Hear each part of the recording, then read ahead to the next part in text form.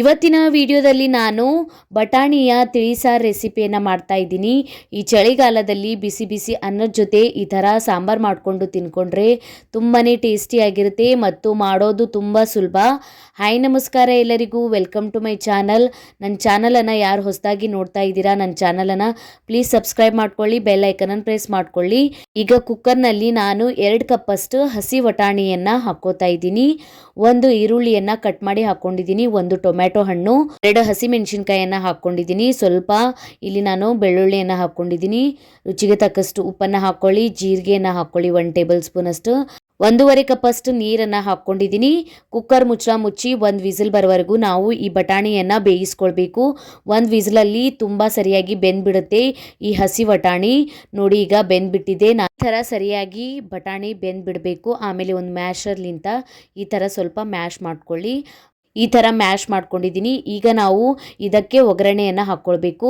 ಇಲ್ಲಿ ಒಂದು ಪ್ಯಾನಲ್ಲಿ 4 ಟೇಬಲ್ ಸ್ಪೂನಷ್ಟು ಎಣ್ಣೆಯನ್ನು ಹಾಕ್ಕೊಂಡಿದ್ದೀನಿ, 1 ಟೇಬಲ್ ಸ್ಪೂನಷ್ಟು ಸಾಸಿವೆ, 1 ಟೇಬಲ್ ಸ್ಪೂನಷ್ಟು ಜೀರಿಗೆ, ಬೆಳ್ಳುಳ್ಳಿಯನ್ನು ಕುಟ್ಟಿ ಹಾಕ್ಕೊಂಡಿದ್ದೀನಿ, 1 ಹಸಿಮೆಣಸಿನ್ಕಾಯನ್ನು ಕಟ್ ಮಾಡಿ ಹಾಕ್ಕೊಂಡಿದ್ದೀನಿ, 1 ಟೊಮ್ಯಾಟೊ ಹಣ್ಣನ್ನು ಕಟ್ ಮಾಡಿ ಹಾಕ್ಕೊಂಡಿದ್ದೀನಿ. ಟೊಮ್ಯಾಟೊ ಹಣ್ಣನ್ನು ಸ್ವಲ್ಪ ನಾವು ಫ್ರೈ ಮಾಡ್ಕೊಳ್ಬೇಕು.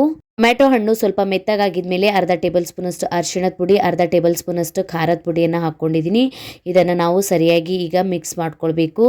ಈಗ ನಾವು ಇದಕ್ಕೆ ಬೇಯಿಸ್ಕೊಂಡಿರುವಂತಹ ಬಟಾಣಿಯನ್ನು ಹಾಕ್ಕೊಳ್ಬೇಕು. ಹಾಕ್ಕೊಂಡ್ಬಿಟ್ಟು ಗಟ್ಟಿ ಬೇಕಂದರೆ ಗಟ್ಟಿ ಮಾಡ್ಕೊಳ್ಳಿ, ಇಲ್ಲ ಅಂದರೆ ಸ್ವಲ್ಪ ನೀರನ್ನು ಸೇರಿಸ್ಕೊಂಡ್ಬಿಟ್ಟು ಇದನ್ನು ತಿಳಿ ಮಾಡ್ಕೊಳ್ಬೋದು. ನಿಮಗೆ ಬೇಕಾಗಿದ್ದಂಗೆ ನೀವು ಮಾಡ್ಕೊಳ್ಬೋದು. ಈಗ ನಾನು ಮಿಕ್ಸ್ ಮಾಡ್ಕೊಂಡಿದ್ದೀನಿ. ಇದಕ್ಕೆ ಸ್ವಲ್ಪ ಉಪ್ಪನ್ನು ಹಾಕ್ಕೊಂಡಿದ್ದೀನಿ, ಸ್ವಲ್ಪ ಕಟ್ ಮಾಡ್ಕೊಂಡಿರುವಂಥ ಕೊತ್ತಂಬರಿ ಸೊಪ್ಪು, 1 ಟೇಬಲ್ ಸ್ಪೂನಷ್ಟು ಗರಂ ಮಸಾಲ ಹಾಕ್ಕೊಂಡಿದ್ದೀನಿ. ಈಗ ಇದನ್ನು ನಾವು ಬೇಯಿಸ್ಕೊಳ್ಬೇಕು ಸರಿಯಾಗಿ. 1 ಕುದಿ ಬರೋವರೆಗೂ ನೋಡಿ ಈ ಥರ ಕುದಿ ಬಂದಮೇಲೆ ಗ್ಯಾಸ್ ಫ್ಲೇಮನ್ನು ಆಫ್ ಮಾಡ್ಕೊಳ್ಳಿ.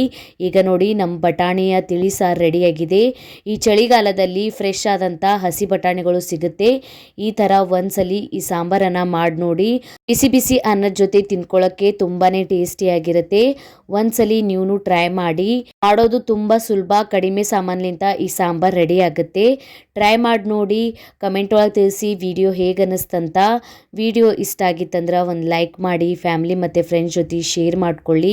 ಇದೇ ರೀತಿಯ ವೀಡಿಯೋಸನ್ನು ನೋಡೋಕೆ ಚಾನಲನ್ನು ಸಬ್ಸ್ಕ್ರೈಬ್ ಮಾಡ್ಕೊಳ್ಳಿ, ಬೆಲ್ ಐಕನನ್ನು ಪ್ರೆಸ್ ಮಾಡ್ಕೊಳ್ಳಿ. ನಾನು ಹಾಕಿದ ವೀಡಿಯೋಸ್ ನೋಟಿಫಿಕೇಷನ್ ನಿಮಗೆ ಸಿಗುತ್ತೆ. ನಂಗೆ ನೀವು ಇನ್ಸ್ಟಾಗ್ರಾಮ್ ಮತ್ತು ಫೇಸ್ಬುಕ್ ಪೇಜಿಗೂ ಫಾಲೋ ಮಾಡ್ಕೊಳ್ಬೋದು. ನಾನು ಲಿಂಕನ್ನು ನನ್ನ ಡಿಸ್ಕ್ರಿಪ್ಷನ್ ಬಾಕ್ಸ್ನಲ್ಲಿ ಕೊಟ್ಟಿರ್ತೀನಿ. Thank you for watching.